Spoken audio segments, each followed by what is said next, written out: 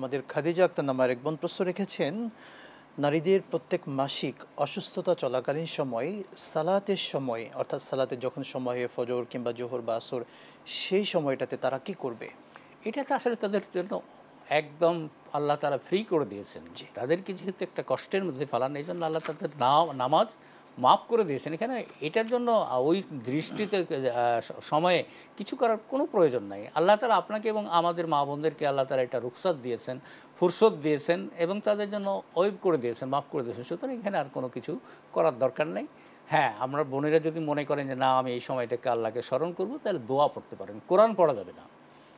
মুখস্থ যে দোয়াগুলো রয়েছে মুখস্থ কোরআন তেলাওয়াত করতে পারবে কিনা? এইটার ক্ষেত্রে আলেমদের কথা হলো যে কোরআন না পড়াই ভালো। কোরআনের সেই অংশটাই পড়তে পারে যেটাতে দুয়ার যেমন রয়েছে, রব্বানা লা তুআখিযনা ইন নাসিনা আও আখতানা, কিংবা রব্বানা লা তুযিগ আলাইনা লা তুযিগ কুলুবানা রব্বানা যালামনা আনফুসানা, এইভাবে এইগুলা পড়তে পারে। তবে কোরআনকে কোরআন হিসাবে পড়া যাবে না, দোয়া হিসাবে পড়া যাবে। শুকরান জাযাকাল্লাহ। শেখ আরেকটি প্রশ্ন নিচ্ছি, বিশেষ করে অজু সারা শুকরের সেজদা কিভাবে আদায় করবে, করা যাবে কিনা? এখানে নামাজের জন্য ওযু শর্ত, জি, কিন্তু শুকরের জন্য, সেজদার জন্য বা কোরআন তেলাওয়াতের জন্য ওযু শর্ত না।